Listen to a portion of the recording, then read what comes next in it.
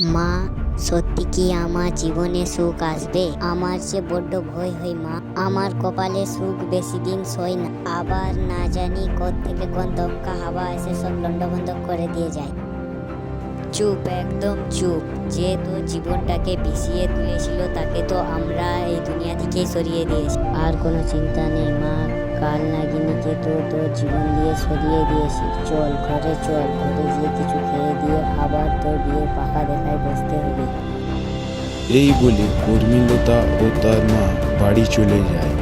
আর এইদিকে তার দাইমা বুড়ি কর্মীলতাকে একা একা মনে করতে থাকে। আজ মায়ার কথা খুব মনে পড়ছে। কতদিন মেয়েটার সাথে ছিলাম, একসাথে সময়টা কিভাবে যেন কেটে যেত। আজ পুরোটা বাড়ি কেমন ফাঁকা ফাঁকা লাগছে। একটা বার কি মায়াকে দেখে আসবো, ওর সাথে যে দেখা করতে বড্ড মন টানছে।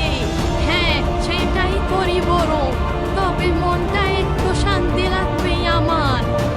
এই বলে বুড়ি তার বাড়ি থেকে বেরিয়ে যায় কর্মীলতার সাথে দেখা করার জন্য। আর সেই ভূতটা এক বাঁশবাগানের ভিতর থেকে বেরিয়ে আসে। ছাড়বো না ওই বুড়িকে। বুড়ির স্বীকারোক্তির কারণে আজ আমার মরতে হলো।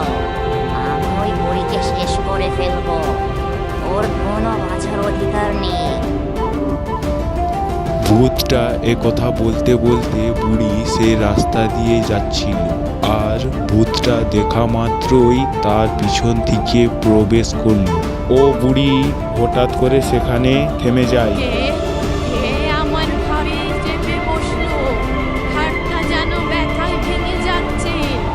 এত ভারী কেন বোধ হচ্ছে? আমি যে এক পাও বাড়াতে পারছি না। খুব কষ্ট হচ্ছে। মনে হচ্ছে যেন আমার শরীরে অন্য কেউ প্রবেশ করেছে।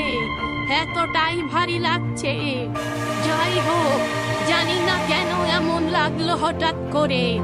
আস্তে আস্তে পা ফেলতে থাকি, কি পৌঁছে যাব। হয়তো একটু দেরি হবে, এই আর কি। এই বলে বুড়ি সেখান থেকে আস্তে আস্তে বেরিয়ে যায়। আর এইদিকে রাহুল ও তার বাবা মা ওদের বাড়িতে পৌঁছায় বিয়ের পাকা কথা বলার জন্য। আজ তোমাকে কি যে সুন্দর লাগছে, একদম পরীর মতো লাগছে। ওরা তোমাকে দেখলে আর চোখ সরাতেই পারবে না। দেখবে সূর্য ভাইয়ের বাবা মা ওদের রাগ বলে একদম পানি হয়ে যাবে। চলো বুবু, ওরা সবাই বসার ঘরে অপেক্ষা করছে, তাড়াতাড়ি যেতে হবে। তুই যা বলিস না কেন, আমার যে বড্ড ভয় করছে। সূর্যের বাবা মা যদি আমাকে না পছন্দ করে? করবে মায়া। তোর মতো মেয়েকে পছন্দ না করে উপায় আছে? এমন লক্ষ্মীমন্ত মেয়ে আর দুটো হয় না। আরে বুড়িমা, তুমি হঠাৎ করে এখানে কেমন করে এলে? যাই হোক, ভালোই হয়েছে তুমি এসে পড়েছো। আর তোমার চোখ দুটো ওই রকম লাল কেন? তোমার চোখে কি কিছু পড়েছে? রক্তবর্ণের মতো চোখ লাগছে, তাই বুঝি? হতেও পারে, বলতে পারছি না। বয়স হয়েছে তো, অসুখের তো আর কোনো সময় নেই। যে কোনো সময় এক একটা রোগ এসে পড়ে।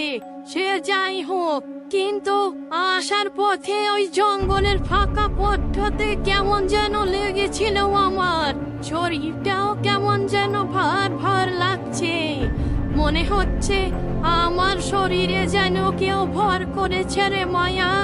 তাই তো এতটা দেরি হলো আসতে। বেরিয়েছিলাম সেই সাত সকালে।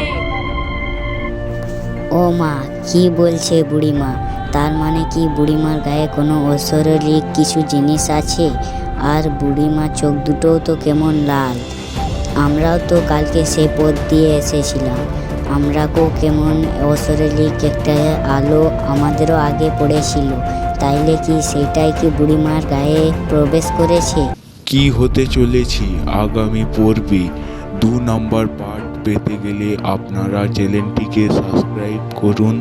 2-3 দিনের ভিতরে আপনারা 2 নম্বর পার্ট পেয়ে যাবেন।